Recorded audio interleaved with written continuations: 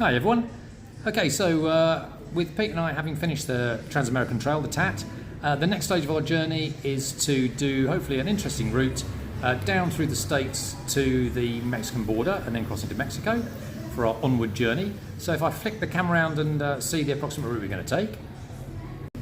Okay, so stage one is to hug the coast in Oregon, heading south, and basically, as much as possible, keep to the coast all the way down to San Francisco.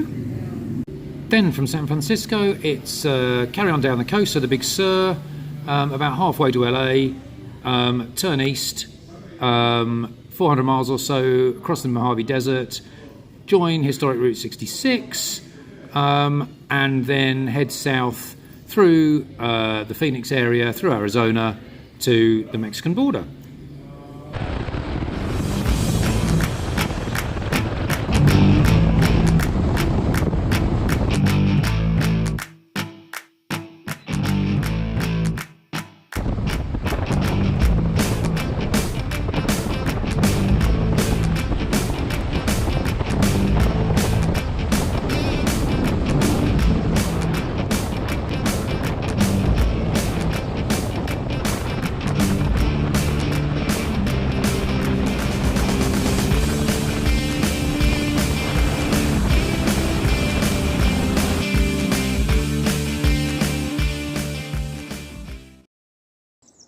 So riding south on Route 101, south in California. Lovely road, mainly coastal, but we've ducked off into the Valley of the Redwoods, which is absolutely awesome. Don't know how it'll come out on the video, but this is the little road you ride through, and it's basically the giant redwoods everywhere. So if I just show you kind of where we are, get a bit of perspective, they just go up and up and up, seemingly forever.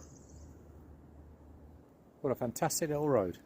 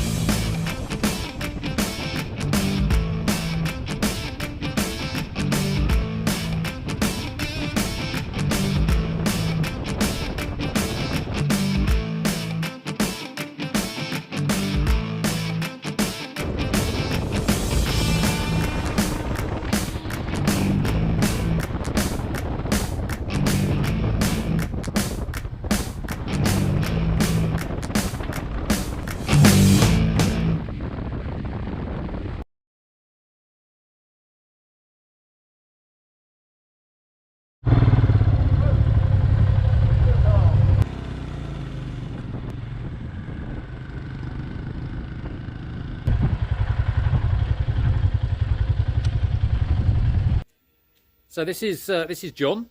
Hello, everyone. Who we met at our last campsite.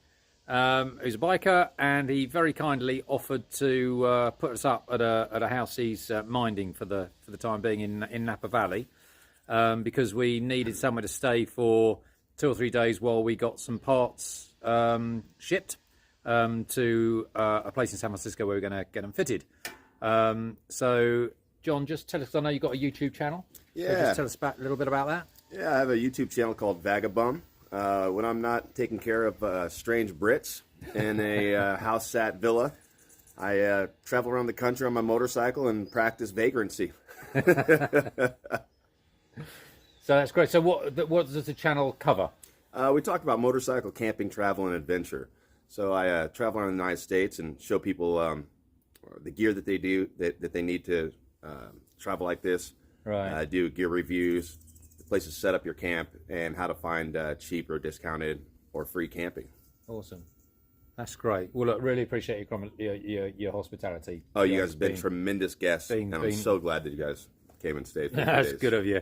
So we're going to poddle off now down to San Francisco, get the parts fitted, and head south. Nice to meet you all.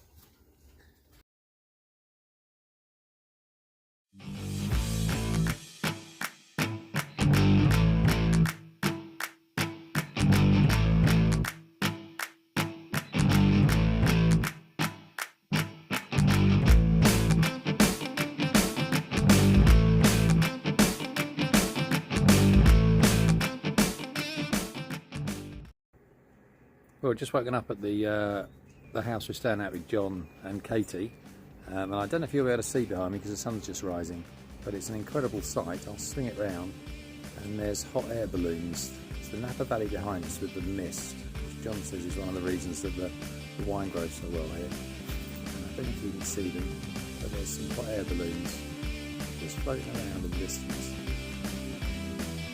Very, very cool.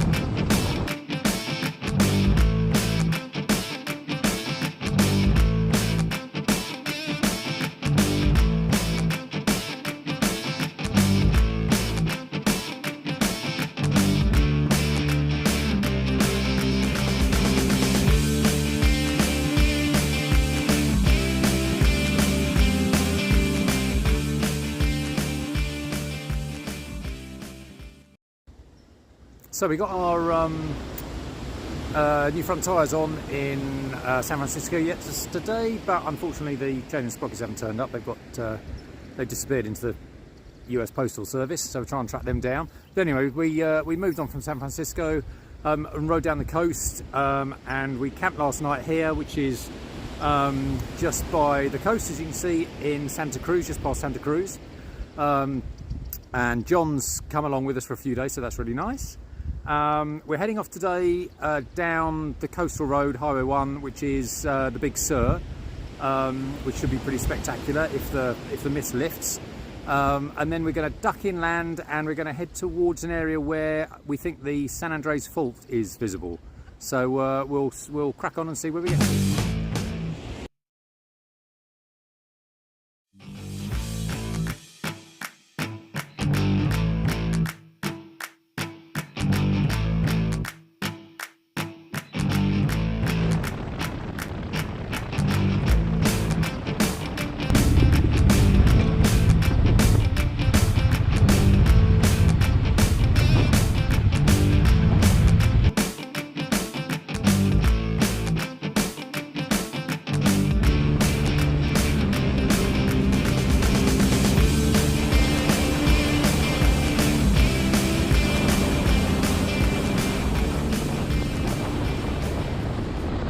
We just stopped on the Big Sur just to pop into the Henry Miller Memorial Library.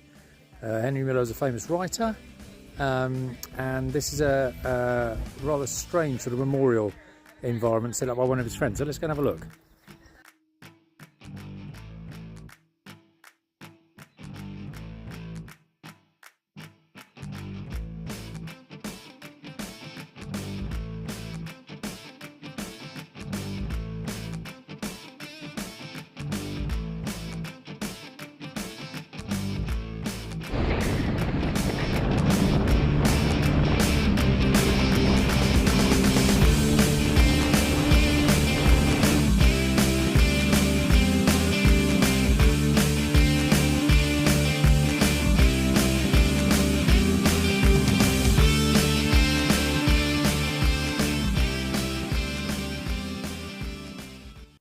So this is where we camped last night, in a place called Poza de la Panza, which is in the Navajo Flats, so very sort of desert region.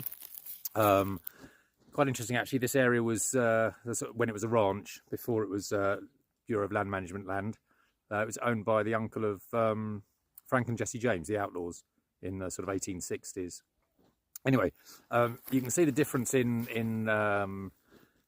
climate really from the coast, where it was cool, or certainly a lot cooler, lush and green, and then as soon as we came over the mountains inland, it went up by a good 20 degrees Fahrenheit within probably 3/4 of an hour or so, and went from that lush green to what you can see around me now, sort of desert parched land, riding over very completely dry riverbeds, a big drought problem here at the moment in California.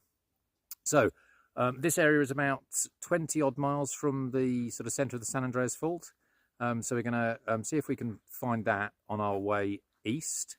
And then we're heading over towards probably a day or two away from the sort of Route 66 area.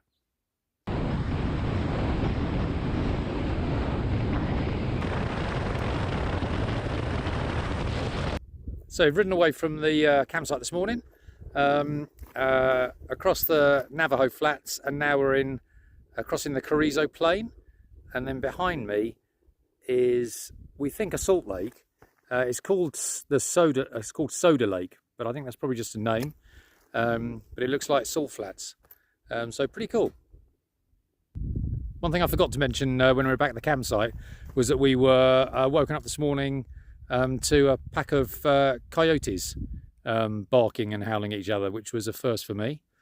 And another thing, it is very, very hot.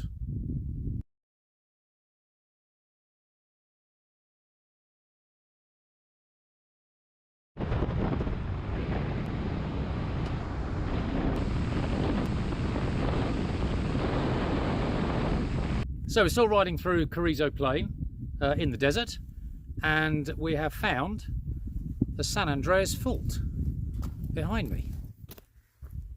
Have a little look at that, and John will tell us about it. Yeah, if you look here, you can see where it's split roughly about 40 feet on this side, left 15 to 20 feet island in the middle, and it's split about 30 feet on this side, and it just runs up for 100 miles. It's split like this, and that was only back in I believe that was 1989. So in terms of geology, it wasn't very long ago. Does it still move? Yes, yeah, it still moves. You know, every time we get an earthquake, it'll move inches or feet. Yeah. Very, very cool. Yeah. Welcome to San Andreas Fault, everyone.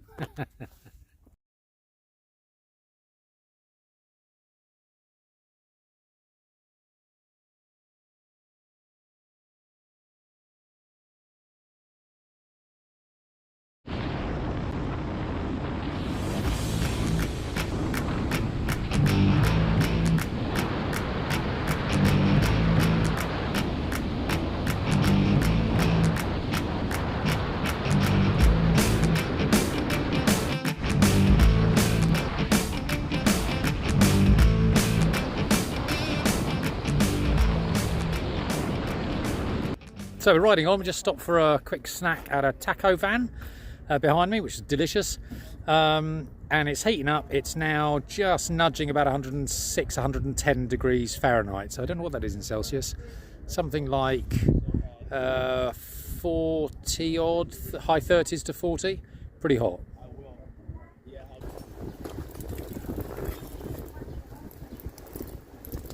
Need a cool down. It's seriously hot.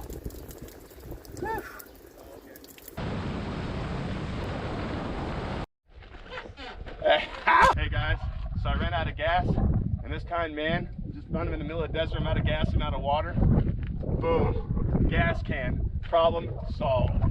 I have a YouTube channel.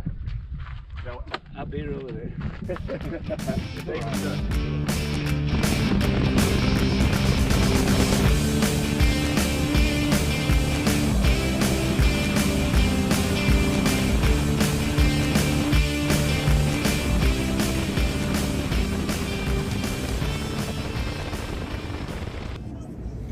So it was a hot ride this morning through the Mojave Desert. We had to go on the freeway, unfortunately, because the old bit of the Route 66 was up for repair or something. And it's about at the moment 40 odd degrees, about 110. So we've come off the freeway because John has found us this little oasis by the Colorado River for a quick swim before we head on. Check that out.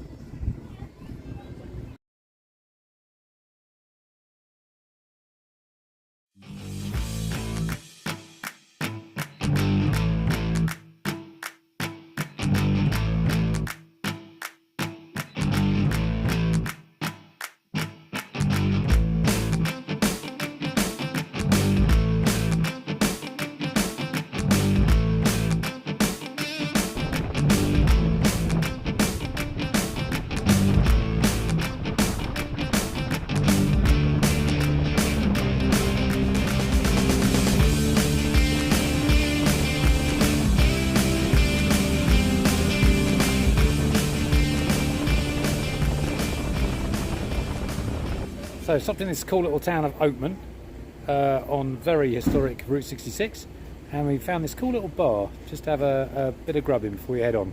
Check it out.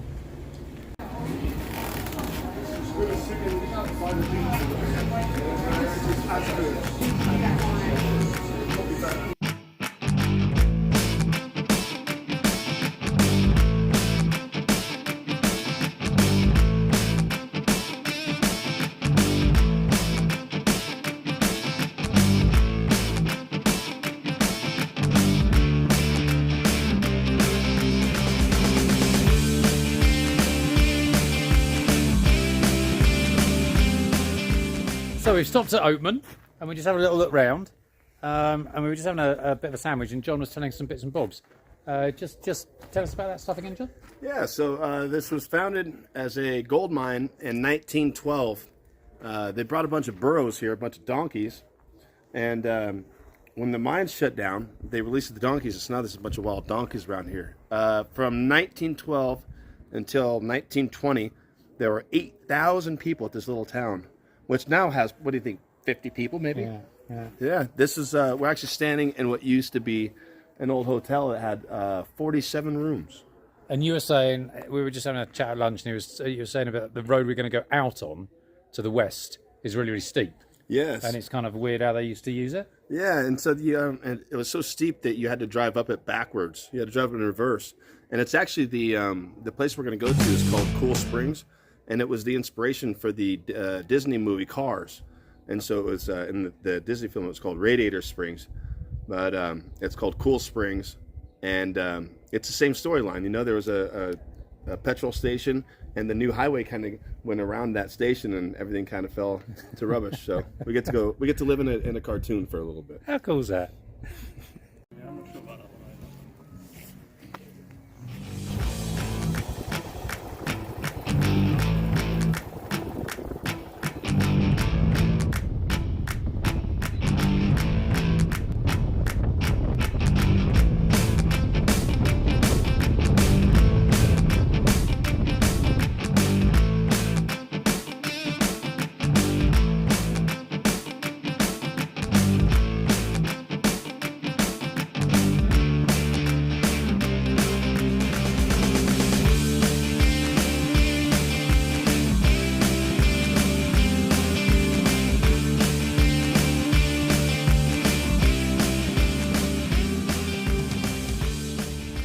Morning everyone. We stayed in Kingman last night on Route 66 with John's uncle, which was fantastic. And we've left this morning and we're heading east along the historic part of Route 66, stopping at some of the sort of preserved attractions, as it were, along the way. And the first one we've stopped at is the Hackberry General Store. So let's go and have a look.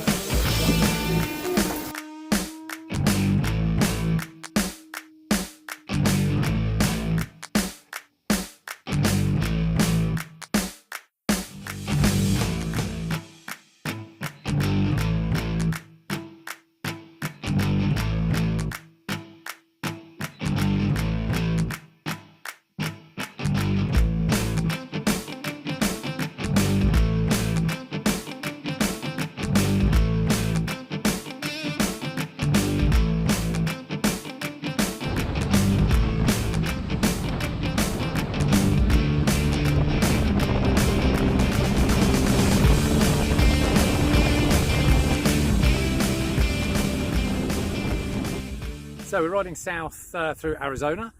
I just thought I'd stop here for a minute. We're in a place called the Tonto Basin, which is obviously a sort of desert landscape.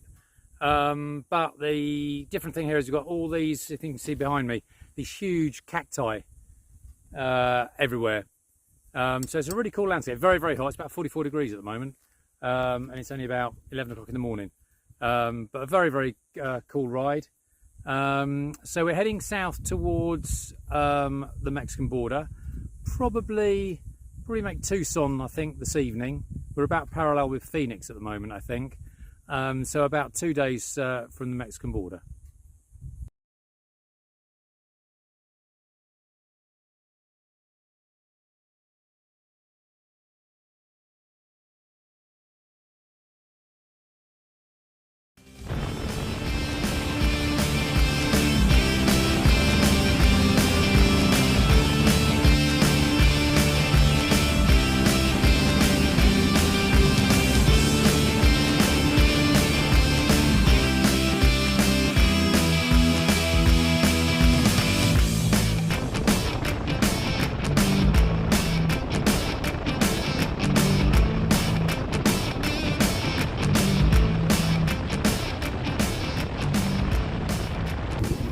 So we're in Tucson, Arizona, and we've just stopped off this morning at this Cycle Skis and ATVs place, as our sprockets have eventually caught up with us.